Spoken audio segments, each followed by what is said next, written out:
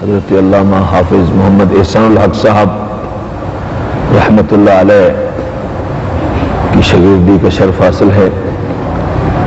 हज़रत कायदे अहले सुन्नत से परसों कराची में मुलाकात हुई थी, एक हफ्ते का दौरा था कराची का। तो मैंने कराची से फैसलाबाद की सीट करवाई। एक तो कायदे अहले सुन्नत की फिर जियारत हो फैसलाबाद में, और दूसरा मैं जो पहले शिरकत नहीं कर सका हूँ वो उतार दूँ। बजाय इस्लामाबाद जाने के मैंने फैसलाबाद का रास्ता इख्तियार किया। अऊज़ु बिल्लाहि मिनश शैतानिर रजीम।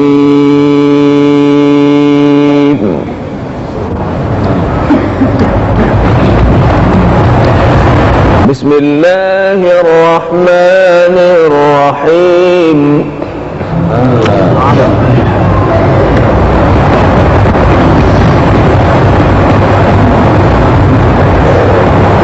वमा तकूनु फी शअन वमा तत्लू मिन्हु मिन क़ुरआन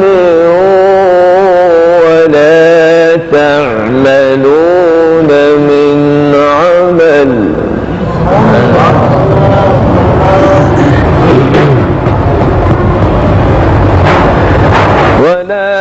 تعملون من عمل إلا كنا عليكم شهودا إذ تفيضون فيه.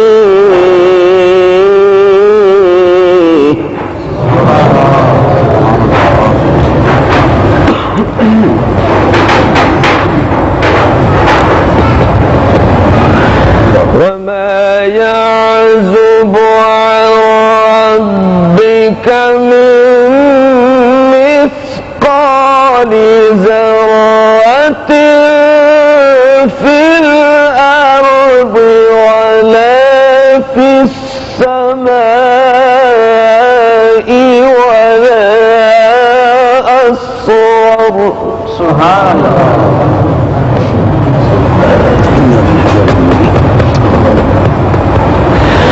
ولا أصغر من ذلك ولا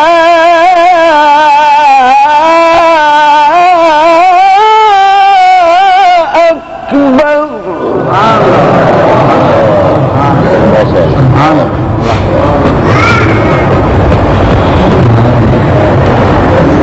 ولا أصغر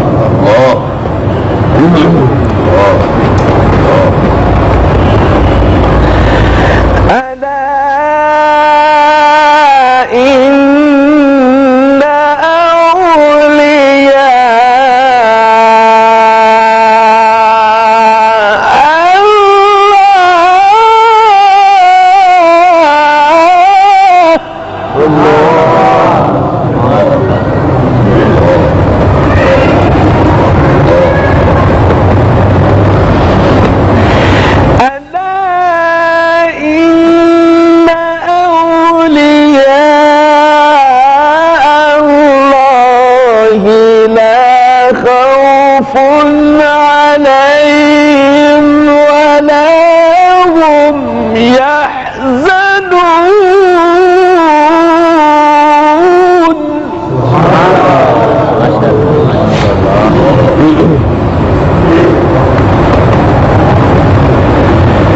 الذين آمنوا وكانوا يتقون.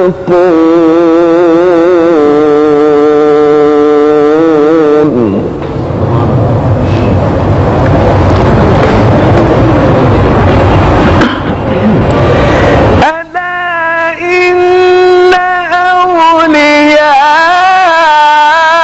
الله لا خوف عليهم ولا هم يحزنون. الذين آمنوا وكانوا يتقون. سبحان الله.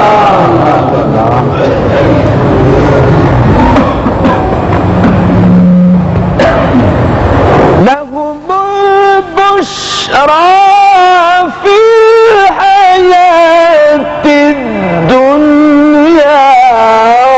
وفي الآخرة.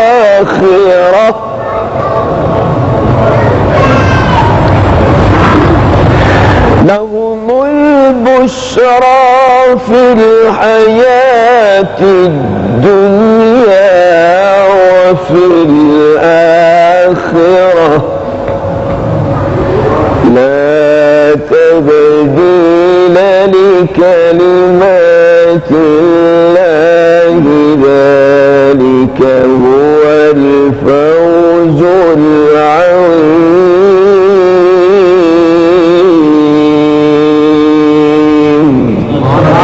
صدق الله مولانا العظيم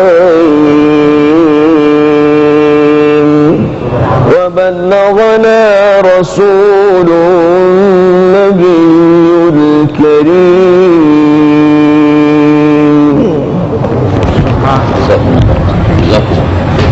أحسنتم. खलीफा खलीफा मोहम्मद दारुल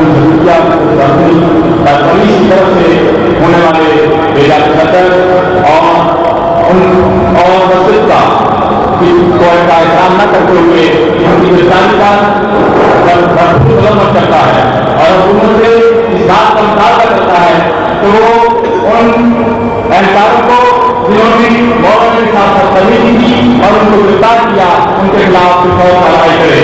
क्या आपको गिरफ्तार मौजूद है?